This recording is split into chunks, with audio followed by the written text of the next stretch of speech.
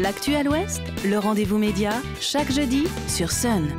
Alors bonjour à toutes et à tous, bienvenue dans ce nouveau rendez-vous média. Aujourd'hui, on vous invite à explorer les différents imaginaires de la vie nocturne avec nos partenaires de la revue culturelle des Pays de la Loire 303 qui propose dans leur dernier numéro d'interroger l'ambivalence de la nuit, ce temps des songes, de toutes les libertés mais aussi de nos peurs les plus profondes. Pour en parler et décortiquer ensemble nos mondes nocturnes, je suis en compagnie de la journaliste et autrice Frédérique Letourneux qui signe l'éditorial de ce nouveau numéro ainsi qu'un article consacré au travail de la nuit. Frédérique Letourneux, bonjour. Bonjour. Alors chaque trimestre, la revue 303 se propose d'explorer les différentes facettes d'un thème en s'entourant d'autrices, d'auteurs, d'expertes et d'experts, mais aussi d'artistes. On peut souligner là les très belles illustrations de Jérôme Maillet. Pourquoi, Frédérique Letourneux, avoir souhaité vous saisir là de la nuit, de l'imaginaire nocturne ? Ça m'a toujours pas mal fasciné la nuit. Le jour, ça fascine. Le jour, on pense à la nuit et la nuit, on pense au jour. J'aimais bien cette ambivalence et ce cycle de temps. Et en fait, en discutant avec la rédaction, donc Karine Célin et puis Aurélie Guiton de la revue 303, on s'est dit que ça pouvait être un beau numéro qui allie effectivement, comme vous l'avez dit, des belles illustrations. Enfin voilà, il y a quelque chose d'assez poétique dans la nuit. Cette dimension aussi de l'imaginaire, notamment sur les fantômes, la nuit qui fait peur. Et donc ça nous... Enfin voilà, il y avait toute cette dimension imaginaire et artistique qui était possible. Et puis aussi, ce qui fait notre vivant, la biodiversité qui nous entoure. Alors en ville, c'est plus difficile de la trouver. Donc on allait chercher des vers luisants, des lucioles. Voilà, il y a Éric Pessan qui part dans la forêt à la découverte des bêtes nocturnes. Donc ça permettait aussi de parler du vivant qui n'est pas que humain, quoi, le vivant non humain, et ce qui est plus rare dans la revue 303. Donc on était contents. Enfin voilà, on avait bien envie d'explorer ça.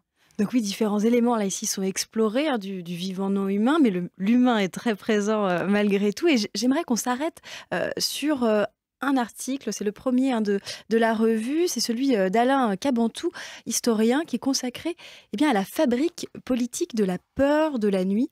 En quoi la peur c'est une peur qui est construite, c'est une peur qui est entretenue et surtout pour qui et pourquoi ?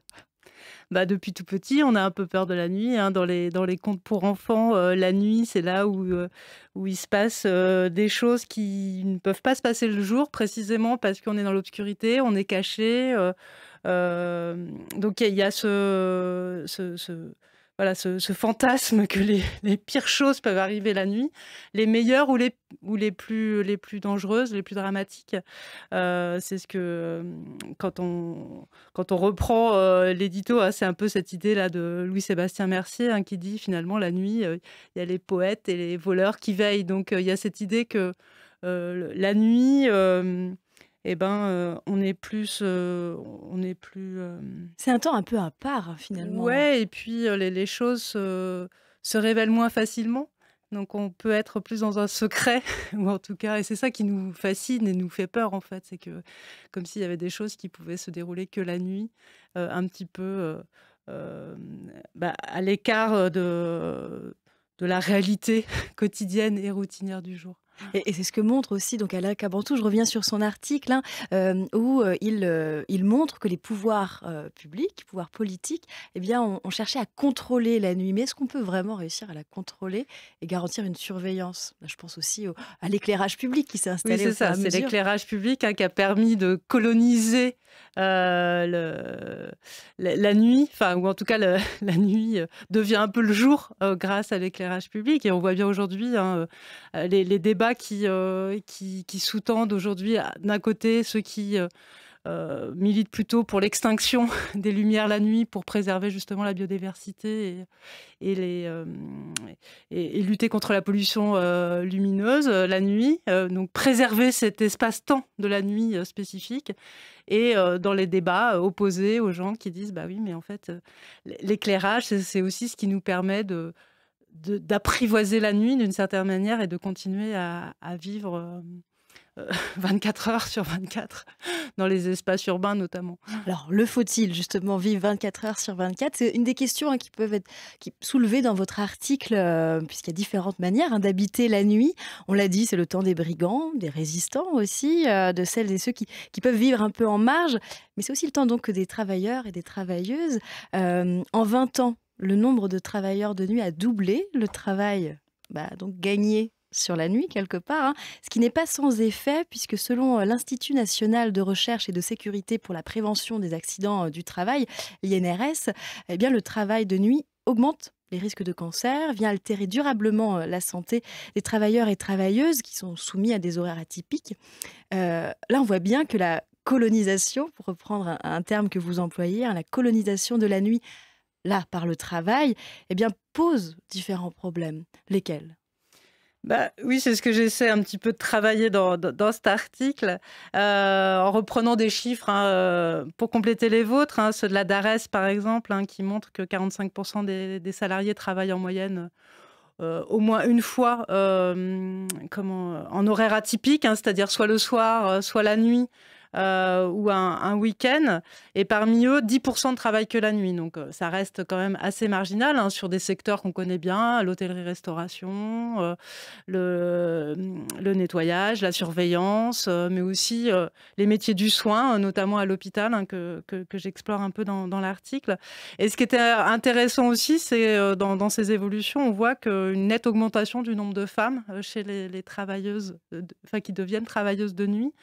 Et donc c'est ce que je rappelle dans l'article, alors que finalement la loi de 1892 était venue un peu protéger le travail des femmes en le limitant, c'est au nom de l'égalité professionnelle homme-femme que finalement les femmes en sont aujourd'hui, avec la loi du 9 mai 2001, à lever ces restrictions du travail de nuit pour les femmes. Et finalement, on voit que les femmes y ont plus recours pour des raisons qu'on peut assez facilement repérer, de meilleure articulation entre la vie professionnelle et la vie familiale. C'est un petit peu ce que m'ont raconté les femmes que j'ai rencontrées en disant finalement... si je travaille la nuit, je peux plus gérer les enfants, emmener les enfants à l'école, les tâches domestiques aussi le jour, et je peux aussi gagner de la liberté sur le jour. Oui, c'est là où l'article est assez nuancé, puisqu'on pourrait se dire le travail de nuit, travail très difficile. Là, j'ai rappelé les éléments qui sont problématiques au niveau de la santé pour les travailleurs et travailleuses. Néanmoins, ce que souligne l'article, effectivement, c'est cette liberté que permet le travail de nuit. Alors, est-ce que c'est souhaitable de travailler de nuit ? En tout cas, quand on interroge les travailleurs et les travailleuses de nuit, ce qu'ils disent, c'est qu'effectivement, c'est un moment un petit peu... Alors, on en parlait un peu en introduction, c'est un espace-temps un peu à part. Et dans le travail aussi, c'est-à-dire qu'il y a une plus grande autonomie, il y a moins les chefs qui surveillent. Toutes les enquêtes montrent qu'effectivement, c'est aussi un moment où les contraintes se desserrent un peu et où on peut retrouver une forme de... peut-être de plus grande liberté au travail. Et puis, ça permet aussi de mieux articuler les contraintes du jour, quoi. Donc en vivant finalement 24 heures sur 24 peut-être. Bon, le sommeil reste néanmoins important et l'article finit d'ailleurs là-dessus sur le travail qui empiète finalement jusque dans le sommeil. Et là, par contre, ça pose problème. Oui, alors moi, en fait, l'idée de cet article est devenue d'abord du visionnage du documentaire dont je parle à la fin de l'article, de Sophie Bruno, qui est une documentariste, anthropologue que j'aime beaucoup, et qui a signé un documentaire qui s'appelle Rêver sous le capitalisme, et qui en fait interroge des travailleurs et des travailleuses sur leurs rêves. Et donc, ces rêves dont elle et il parlent sont peuplés du monde du travail. En fait, voilà, c'était vraiment cette idée que même le moment du sommeil, finalement, est colonisé par les problèmes du jour. Et on dit souvent que nos insomnies sont quand même liées aux problématiques du jour. Et que finalement, quand on n'arrive pas à couper... que la nuit reste, quand on n'arrive pas que la nuit soit un espace à soi ou pour soi, finalement, les problèmes du jour reviennent nous hanter, quoi. Et ce qui empêche donc le repos nécessaire, ne serait-ce que pour pouvoir réattaquer le jour. Alors on ne va pas pouvoir s'arrêter sur l'ensemble des articles, mais au fond, j'ai eu le sentiment que tous, à leur manière, propose une critique, ou en tout cas interroge cette domestication de la nuit. Alors on a l'effet pervers de l'éclairage public qui tend à nous faire comprendre que la nuit c'est à craindre, la capitalisation de la nuit qui augmente donc le travail de nuit, empiète sur le sommeil, on vient d'en parler, la disparition des insectes luminescents comme le montre l'article de Alice Bombois. Est-ce que la nuit est en train de disparaître et comment la sauver en fin de compte? Question très large. Peut-être qu'on peut la sauver en continuant à l'alimenter avec nos rêves, nos imaginaires et notre envie de la préserver. Enfin, je pense qu'il y a beaucoup de choses qui passent là aussi par la nécessité de continuer à rêver un peu qu'un espace-temps puisse être singulier et préservé. Eh bien, ce sera le mot de la fin. Donc, si vous souhaitez, vous aussi, explorer des imaginaires nocturnes, eh bien, je vous invite à découvrir la nouvelle publication de la revue 303 consacrée à la nuit. Merci, Frédérique Le Tourneux. Merci beaucoup.